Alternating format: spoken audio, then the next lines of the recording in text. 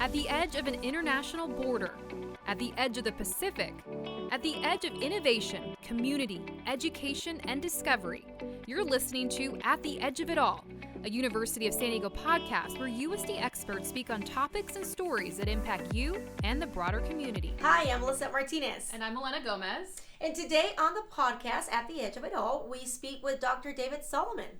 He is a professor that specializes in nursing and diabetes, and he tells us a little bit about why he got interested in studying diabetes and really breaks it down for everybody of what diabetes is, how it works, and how you can stay healthy. Let's take a listen. Professor, I'm very excited about speaking with you today. We were talking off mic earlier, and you had a very non-linear journey to where you're at today, right? Mm-hmm. Take us back to your upbringing. You're from the Philippines, right? Talk to us about that. Yes, I'm from the Philippines. We migrated here in 2012, and my preparation is not really nursing to begin with. I was a business stat major. Statistics. Statistics. And I was in a car accident during the start of my program, which made me delayed to progress through, and I just decided to kind of stop. And that pause in my journey took my vision to healthcare, which I found very interesting. And I felt I was young enough to jump into another field, which, that started my interest in the healthcare. And nursing was the most popular and I would say easiest to get into at that point. What was it about your experience after your car accident that really kind of changed your whole trajectory? Like knowing, this is what I really want to do. So first, when they brought me to the, I would say, kind of urgent care or emergency room where I was treated, the nurses that were there they were scary. Like, even if I wasn't in the medical field, I know the things that they were doing might be not on the safe side. And I felt like there was no advocate for me at that point. And after that particular moment, I am blessed to have a family with physicians. And my recovery process was, personally observed by my uncle or my cousin, who are both physicians in the Philippines. And I just got exposed to different things. I had to go to doctors. I had to get treatment, get prescriptions and stuff like that. And I had to recover. And that point was that aha moment for me that, I want to be in this field. I want to be able to take part of it, improve it where I can, as part of the workforce.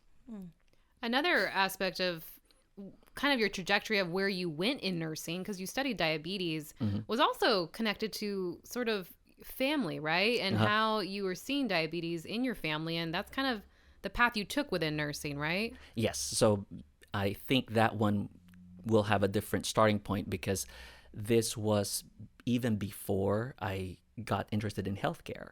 So we grew up with my grandmother, who's a stroke survivor. And we take turns, watching over her at night. And it evolved with us seeing, a family member, our family doctor come in and then check the blood sugar. And then we prepare her meals too. So we were instructed, what to limit. If you're giving rice, only this much. And give their medications before they eat and stuff like that, even if I didn't know what those medications were. And then at one point, I just heard that, your blood sugars are getting better. Took her off the medications, and I knew that diabetes is somehow manageable at one point. I didn't have all the details, but we were checking the blood sugar. We knew it was improving. There had to be some change in what you eat. Those are the three things that I kind of stuck with me even before I entered healthcare. And when I entered healthcare, diabetes has been my main focus ever since. That's very interesting. I know that we hear the term diabetes all the time, but for people who don't have a loved one who has diabetes or they've never experienced it themselves, what is diabetes? I think there may be some misconceptions to those who don't know. Could you explain to us exactly what the condition really is? So I would say the short version would be diabetes is a metabolic problem wherein your body can't process sugar. And when I say sugar, not just the sugar that you add to food, but anything that becomes sugar when you eat it, like carbohydrates. So, and when I try to give this analogy to my patients, it's more like you got a new car that runs in a different kind of fuel. And diabetes, in most cases, patients think that they can still continue to put the same fuel that they got used to and still be okay with it. And that's why when you try to force carbohydrates, sugar in a patient with diabetes, they will have no energy. They will have fatigue, because it's the same thing that happens to a car if you put the wrong fuel. It wouldn't start. Or at most, it might be, if it's like a dirty kind of fuel, you will feel it when you in the performance of your vehicle. So that's, I would say, the problem. And 90% of diabetes causes is from lifestyle. It's how much you move and how much you eat, basically 90%. And I'm talking about the lifestyle acquired diabetes, which is type 2. There's another type of diabetes, which is a very small percentage of the entire diabetes population, would be the type 1 diabetes, wherein it's more of an autoimmune problem. There's something wrong with your body's genetics that attacks the pancreas specifically, or the insulin. So in those cases, it's not lifestyle, but Right. 90% it's lifestyle related. And a lot of people would just think that diabetes, oh, your sugar is high. It's not about that. It's sugar that's in your blood that's stagnating. And what I tell my patients, like, imagine if you had 2 spoonfuls of sugar, keep it in your mouth the whole day, and no, don't swallow it, don't spit it out, just keep it there. Imagine all the changes that happens inside your mouth. How would it feel 24 hours later? So think of that, and now think of it being inside your body. That's a very interesting analogy. So it's like, you can imagine all those damages, right? And you can also think of the different ways your body will respond to the high sugar. Number one would be a very, stimulated appetite. And I say this because a lot of patients with diabetes are hungry all the time. That's because there's so much sugar in the blood that the body cannot burn. So the body can't burn the sugar, meaning their appetite's still stimulated, like it's on hyperdrive. Without knowing what to focus on, they'll be stuck in that cycle of eating the wrong thing that worsens the condition. But it's like fighting against your instinct. So this is one of those realizations that I try to bring up in every visit. And most of the time, patients are not just aware of it. And that's just one component, the appetite. And if I would go a little bit further, you would have a gut. Your stomach is tuned into absorbing as much as carbohydrates and sugar as it can, as fast as it can, because it feels like you don't have the fuel. So it's like, oh, we don't have energy. Let's keep absorbing. Now you have a heightened appetite with a body designed to kind of absorb the sugar as fast as it can, but it can't use it. That's the second part. And all people know about diabetes so far, it's just my blood sugar is high. Right? And then I add a little bit more. The third one would be the kidneys. The kidneys typically help the body release some of that sugar when it's spiking up so high. But when you have diabetes, the kidneys don't recognize that. They think they need the sugar, so they try to conserve the sugar and not release it because they think they need the fuel, where in fact you're poisoned with so much sugar already. And what is happening to your kidneys when that happens? So same analogy of that sugar in your mouth, all of that sugar crystals scraping through the kidneys, each heartbeat, because each heartbeat goes through the kidneys. And if your sugar is so high, I always tell my patients that imagine a liquid that's so sweet. Think of something very sweet that's a liquid. So I usually come up with examples like honey or syrup. Get it out of the bottle, pour it out. How does it go out of the bottle? Does it flow? It doesn't flow, it oozes out. Right. So instead of your blood circulating and flowing freely in your system, your blood is now oozing through. So it's like, that's the second part that, that's how we get these complications. That's why people go blind. That's why people get dialysis, because of those kind of complications. And then the last part that I usually tell them is that part of diabetes, when it progresses, is that your own insulin production goes down. Because this is a disease of chronicity, which means it's long-term. You don't get it overnight. You don't develop diabetes because you ate in a buffet today. Right. It's years and years of abuse with our system. So each time you have a carb-heavy meal, what happens is that your pancreas, which releases the insulin, tries to accommodate. If you ate how many burgers, how much carb portions you actually took in the meal, your pancreas will compensate with that amount, and multiply that effect to how many years. That pancreas will be overworked by the time you actually get diagnosed with diabetes. So by the time you get diagnosed with diabetes, when your A1C meets that threshold that you'll be classified with diabetes, your insulin production is very low. And that's the reason why we have to limit these carbohydrates, not really eliminate them, but limit them. Know how much your body can now cover. And I go back to the analogy of, if they're working, what would you feel if you work in a department, you used to be 100 people, let's say you're a shoe factory that is supposed to meet 1,000 pairs a week, but 50% got fired, laid off for whatever reason, and now you're down 50% of your manpower, but your quota is still the same. 1,000 pairs a week. And cut that further because, the 50% got overworked, cut it down further. You're down to 20%, same workload because lifestyle's never addressed. 1,000 pairs a week. There will come a time that you will have, the factory there with no production at all. And now you could come to a point wherein you can't tolerate any form of carbohydrate. That could be a scenario, and each person is different in that standpoint. Professor, you have done more in the last 5 minutes to make me want to I am not rethinking eat everything. a single carb-heavy meal Yeah. than anybody in my entire life has done. Very, very good at describing what is happening in the body. I know about diabetes. I've read stuff, but really just the way you explained it to me just makes so much sense. Because I think some people do always hear, it's sugar in your blood, it's sugar in your blood. But what does that mean?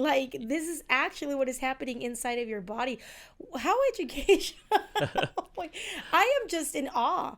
I'm so glad that there's medical providers such as yourself that are so, involved in trying to change people's education level on these types of diseases. Now, what happens once a person is diagnosed? What are the sort of things that you have seen from moderate to worse if they're not in some sort of treatment with a physician on this? So the struggle I see, because I work in endocrinology, is that we get these patients too late. They've usually been treated for years and years, and then when they finally give up, I don't know what to do with you, let's send you to endocrinology, where in fact we should be getting these as early as diagnosis, which is the recommendation. But are these patients having symptoms when they're going to the doctor and then they try different things and then they send them to you? Are they... Yes. Do they know that this is what it is, or? A lot of times they've known they've had diabetes, but the understanding of the disease process is not there because there's what we call a next pill approach in most, provider settings. And I don't blame people who actually have this approach because sometimes they go by the guidelines, they go by their time limit. Can you imagine sometimes you have to see 30 people in your shift? And then all you can do is look at what medications they're on and, what can I do? Are they meeting goal? If not, what can I do next? And the knee-jerk response of a lot of providers would be, okay, you're not yet on this medication, so we put this other medication, which gives a notion to a lot of people with diabetes that diabetes has a cure. It's there's a medication for it. There are medications to manage the symptoms, to help you avoid complications, but there's no cure for diabetes. That's one thing I hammer down when I teach patients with diabetes, that there's no cure for it. That's the bad news. There's no cure. It's not like an infection where, you finish this for 10 days and then you're cleared. You can't reverse it. That's another tricky word for reversing, because when you say reverse, a lot of people would think, oh, I can, go back to how it was. how it was before. And I tell them, you can't get better in the same environment where you got sick. So when you say we reversed it, you were able to finally adapt to the lifestyle that keeps all your symptoms stable. All of your numbers are at goal. You understand why you're taking these medications. And that for me is reversal. Reversal doesn't mean that you're completely off medications. Although I've had patients who were able to be off medications. And that first patient of mine is my dad. So he started off with medications for diabetes, and again, same approach, not much on lifestyle. It's more of like the next pill. So when I told him, do this, do that, and then watch your sugar carefully, and then once he was able to streamline that, we tried to wean off one medication after the other because that was his goal. And then eventually, now he's completely med-free, I think, for a couple of years now. So will I consider that reversal? I would say that's managed, Right. because reversal gives a wrong impression Right. that they... The wrong idea that you can I'm go cured. back to. Yeah.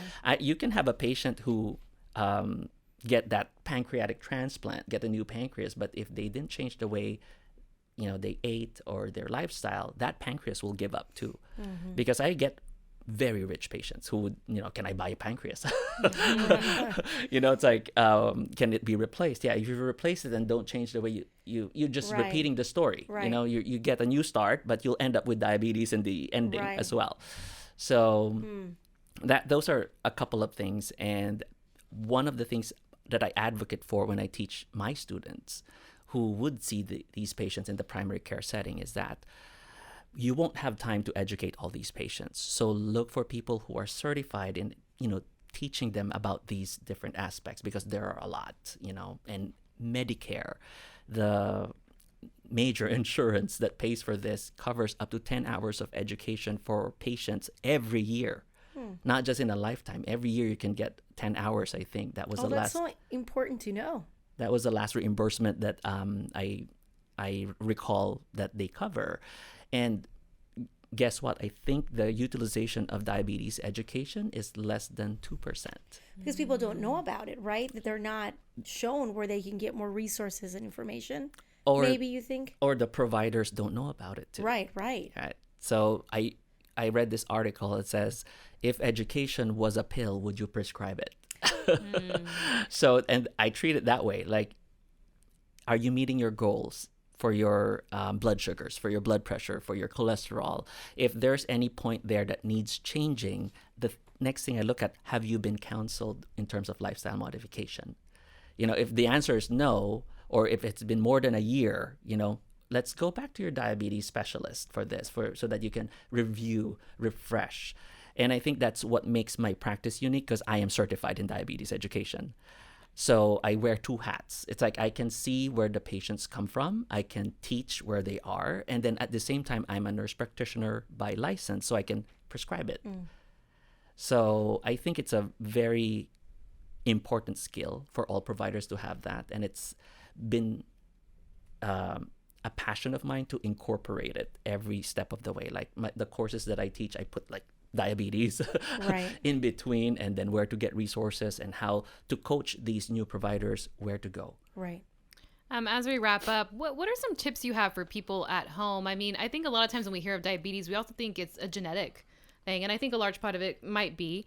But what are some tips for people? Because this seems like you said, it's not overnight. This is a long-term thing for those people that are maybe not living the healthiest. What are some tips you have to kind of make sure you're preventing getting diabetes? So I would want to go back to that, like family, right? It's like genetics.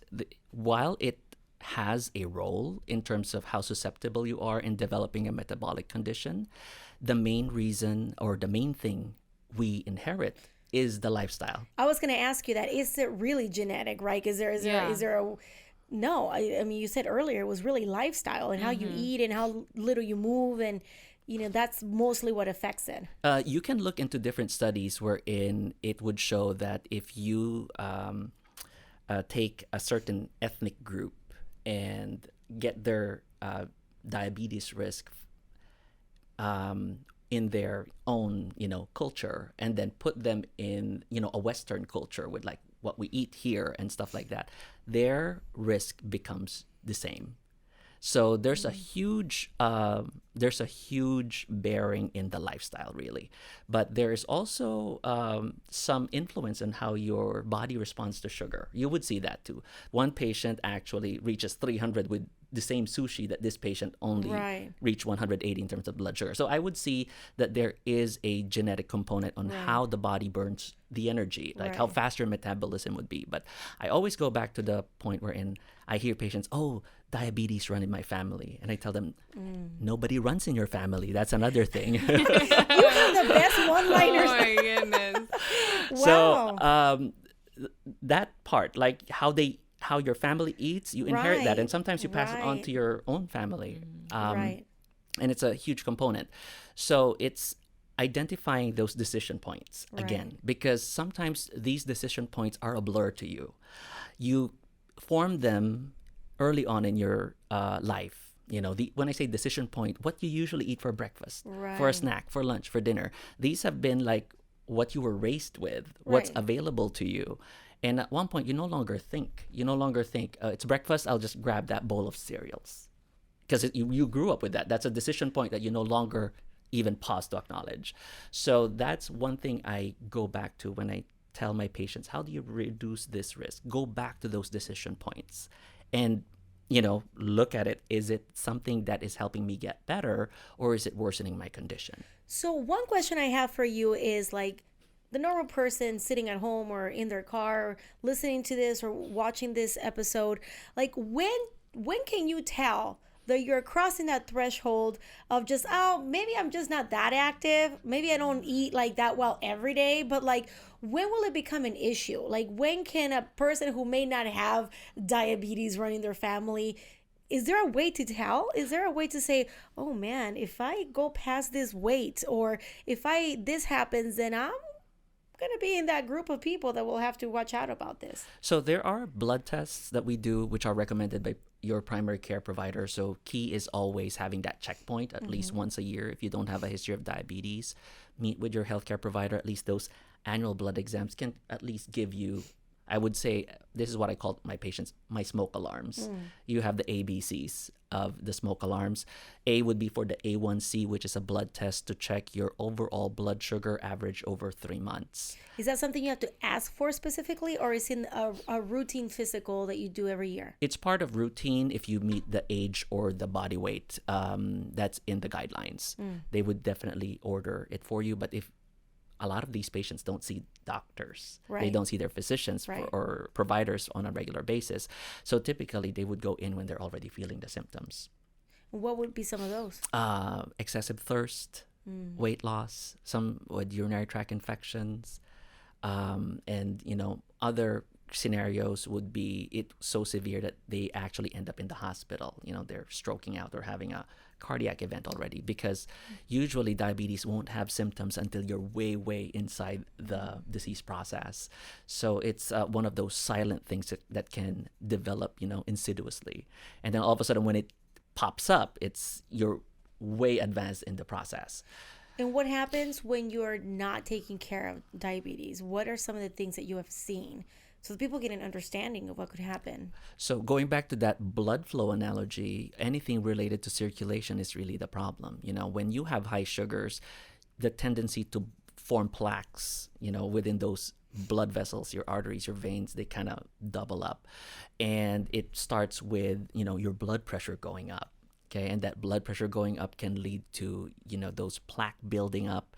And you would see that people with higher blood sugar tend to develop twice as much cardiovascular events, because of the sugar and fat are not the best combination. So you can choose one, or it's like if there are people who can tolerate high fat intake but not high sugar at the same time. Okay, so when I would say sugar and fat molecules are best friends. That's what I tell them. When they meet in the blood, they hug each other.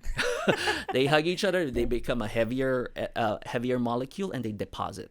And they build those walls, in terms of that causes your heart attack, that causes your stroke, that causes poor circulation on the legs, leading to those foot infection, eventually amputation. They can block up the blood flow going to the kidneys, leading to dialysis. But these are all the horror stories, and Right. they've heard this several times. Right. It's more of what can you do about What it? can you do? Because a lot of times it's not about the scare approach. If you don't do this, you'll Right. you'll end up with dialysis. It's more of what can you do? Because a lot of times they've tried. It's diabetes management is a full-time job on top of your full-time job, because you have to check your blood sugar, you have to watch what you eat, and you have to be conscious with how you move.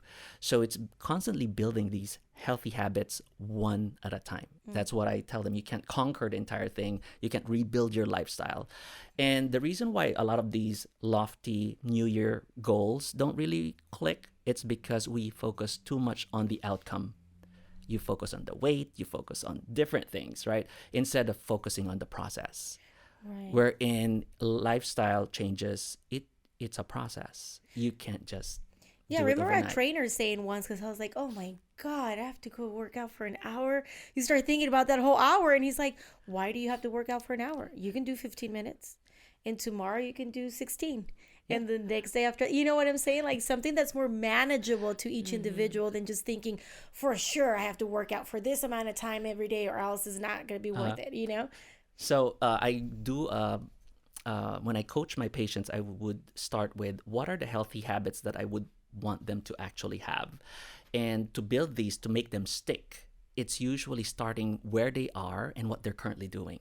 Right? Let's say I want this patient to check their blood sugars. I won't just add it to them like, okay, you have to check your blood sugars this many times. I would ask them, we need to check your blood sugars. How many times do you think you'll be able to check it? I think I can do once a day, and I can negotiate twice a day. But the book would say they have to check it 4 times a day. But if they would only agree to my 2, I'll take the 2 versus the 4 that the book recommends. Right. And then I would say, okay, what's the first thing you do in the morning? Oh, I pray, I get my Bible, or I brew coffee, or, whatever first thing that's already established, I attach that new task to that habit already. So when you wake up, do you brush your teeth? Put your glucometer, your blood sugar meter, beside your toothbrush. That way, when you toothbrush, you remember, oh, I have to check my blood sugar. Same thing, if they have to inject a medication or take a pill before a meal, I would tell them, where do you usually eat? Can you put a sticky note there that you have to take this medication 15 minutes before you eat, or inject it before 15 minutes before you eat, something like that. And it's the same thing with the physical activity. You can't just include a workout 2 hours a day out of nothing, right? So I tell them, it's not about exercise, it's about movement. Can you move? That's what I ask them, because a lot of times people would think exercise, oh, gym membership, right? Zumba class. And it could be overwhelming, to think to be able to do that. And I see patients who have multiple health conditions, not just diabetes. Sometimes they have bad arthritis on the knees, so they can't really go walking. So I ask them, what movement can you do? And I start from there. So I think the main driving force of my philosophy is I start where the patient is and see what can you mold? What can you mold to, to actually do that particular thing that will benefit your health down the line. So it could be as easy as, walking 30 minutes still looks a lot for a patient, but I would ask them, can you walk for 10? Can you walk for 10 after each meal? That will still be 30 minutes. 30 minutes is sometimes hard to include, to protect as a whole chunk of time. But, after each meal, can you do a 10-minute walk? Set a timer. And then after that, you completed your 30 minutes for the day. We're in the American Heart Association only requires you to move about 45 minutes, 5 days a week. We're going to get on that. So if you have 10 minutes every meal, you get 30 minutes a day. And if you do that for all your meals, 7 days a week, or you can even aim to just do it 5 days a week. That's such a great strategy. Yeah. And I know we have to go, but lastly, I do want to ask you the importance of educating the educators. Right? Like you're here a professor at a school of nursing, and you are a very special part of the education process of those who will be tending to patients in the future. What do you have to say about those professionals who are thinking into going into the nursing field, and something as simple as diabetes management and telling their patients about it and finding resources for them can go a long way, right? Yes. So for those in healthcare, I usually tell them that diabetes management, there's no cookie cutter. And a lot of times we're stuck to that. We're stuck to a guideline. This is how you treat pneumonia. This is how you treat asthma. You have that fixed mold, you fit it, and then, you try to fit the patient into the mold. Whereas you look at the guidelines and start with the patient, and how can you meaningfully apply that guideline to what the patient is actually willing to do, and they have to understand the value of it. Because you're just a prescriber. You can prescribe all the things you want, but if the patient is not in, there's no buy-in from the patient you're treating, it becomes fruitless. It becomes, you won't get your outcomes, basically. And it's very hard, because even as providers, you feel like you're working so hard and you see the outcomes not being met. It's discouraging as a provider. So when you see that it clicks, they have that aha moment that finally they can do something that makes sense to them, that benefits their health. It's so satisfying as a provider too. And I want my students to feel that when they actually get that success story from their first patient, that they were able to navigate the complexities of diabetes care, and it just becomes the starting point for the next one. Well, thank you so much. It's been wonderful having you here. I have learned more on this podcast than this is fabulous. And I hope people who are listening to the podcast, who are watching the podcast, can take the great and valuable information that you have given us here today. Awesome. Well, thank you so much for being with us. And if you like this episode, be sure to subscribe to catch our next one.